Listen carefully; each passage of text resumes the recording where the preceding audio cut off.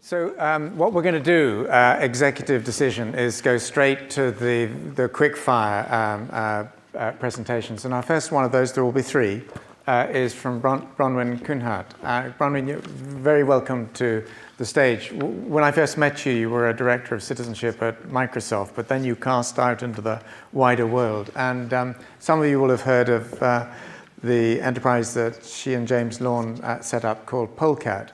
And one of the things that they do is study media around the world. And the question that we asked was, if you look at capitalism, that piece of language around the world, what sort of adjectives are used around that? And what's the sort of the emotion of the debate? So over to you. Thank you. So as John said, James and I started Polecat up in 2007. And it took us 3 years to build Meaning Mine, which is a long time in the world of software. And partly that was because we left Microsoft not really knowing what it was we wanted to do other than rapidly deinstitutionalize ourselves and also build technology that was going to be used by people at the forefront of solving the world's problems. So that's what Meaning Mine is really. It's like Google, but you can ask it questions like, look at the aging population discussions and show me those people who are talking about this in an optimistic way so that we can engage with them as stakeholders. That's the kind of level of questions that it answers. So we turned it on to capitalism, which, as you can imagine, is an almighty discussion. 6 months worth, 160,000 highly relevant citations, blogs, tweets, you name it, were analysed. We threw all our text analytics at it and the statistical analytics to pull out some really, really high-level patterns, objective patterns that were derived direct from the data. And we've got this on our blog on polecat.co if you want to have a look at some of the statistics, because I'm not going to bore you with that before coffee. The first finding that we found interesting was just how much the conversation around capitalism was to the conversation we analysed recently about global diabetes. Very, very personally, very highly charged conversation.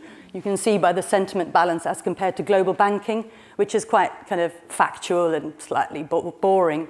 And also the platforms change. People are talking about this from their own Twitter sites, from their own blog sites, from communities and forums of interest that they've set up for years around this conversation. It's not coming from trade press or the elite voice, which does make it a very stimulating conversation to look at. I'm sorry, you probably can't see these terribly well. What we normally find when we look at discussions is the US in English. If we'd done this in Arabic, it would have been a very different set of results, is the US dominates by about 40% of the conversation, at least.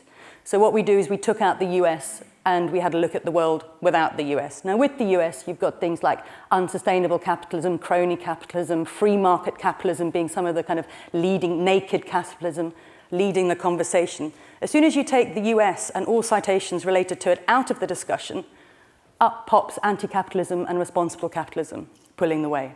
It's an interesting technical signpost. The other thing that was very interesting in this conversation was how much it was cross-referencing energy, which may be not a surprise to us, but is certainly a very big statistic. In Canada, and we all love Canadians, because what have they got? Right at the top, venture capital. No free market capital anymore. And we've got compassionate capitalism and happy capitalism. It's great.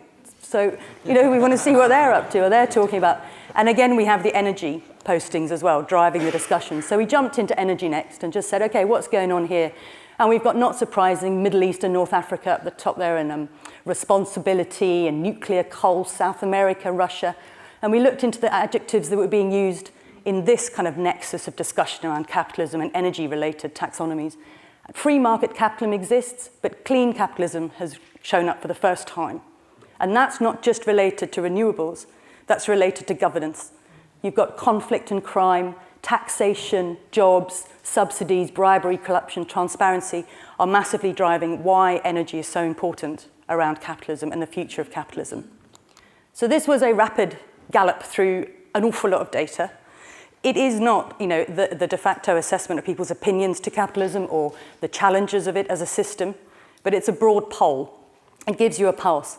And it's only valuable if you understand the geographical outlay, the timeline. If we'd done this in 2005, those heady days, to 2007, we'd have had a very different set of results. But it is very useful to have to back up what's going on here, because it's in this room and the discussions that go on around the world already about transformational capitalism, happy capitalism, that we can tap into as a group and build on. Thank you. Brilliant.